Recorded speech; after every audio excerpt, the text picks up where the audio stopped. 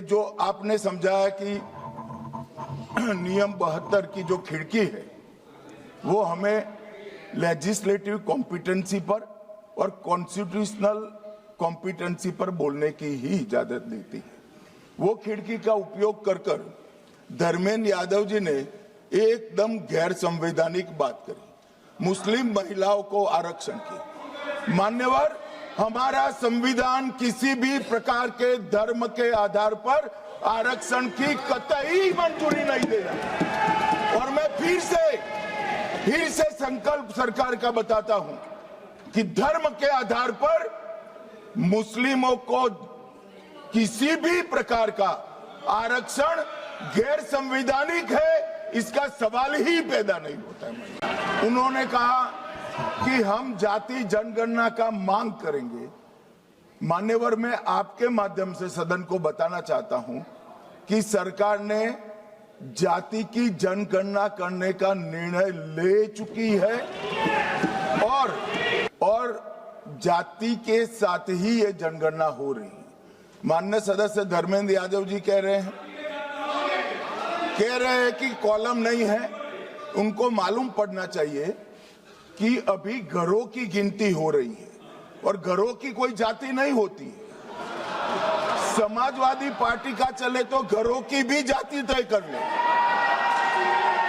मान्यवर, जब व्यक्तियों की जनगणना होगी, नागरिकों की जनगणना होगी, तब उसमें जाति का कॉलम रखा है।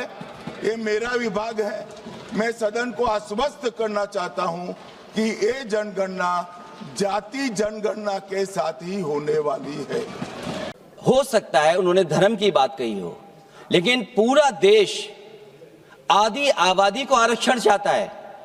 अध्यक्ष महोदय, मैं माननीय मंत्री से जानना चाहता हूं, क्या मुस्लिम महिला आदि आबादी में नहीं आती नहीं होनी ना देंगे। समाजवादी पार्टी सारी टिकटें मुस्लिम महिलाओं को दे दे, हमें कहां आपत्ति है?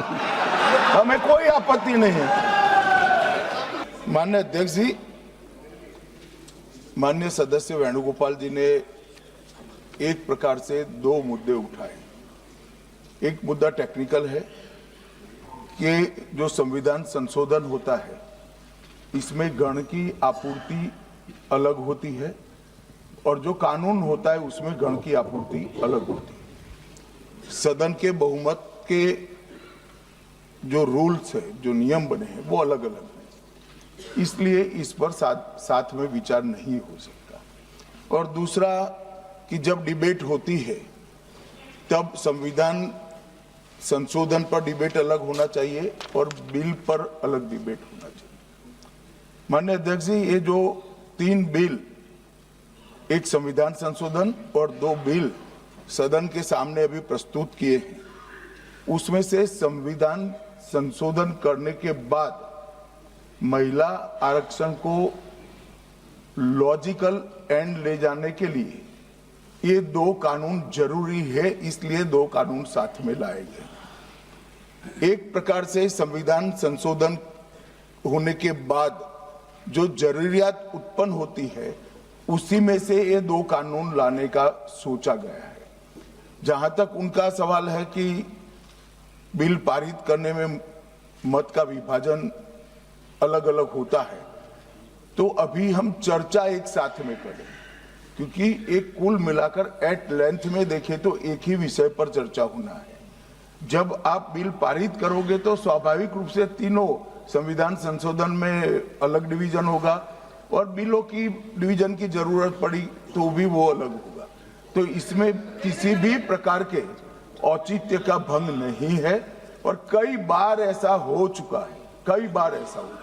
जैसे नारी शक्ति वंदन अधिनियम में भी ये तीनों बिल एक साथ ही आए थे और इसी सदन ने उनकी सहमति से पास किया, मगर आज सुबह वो विरोध करने का तय कर आए मीटिंग में, इसलिए हर चीज में विरोध ही किए जा रहे हैं।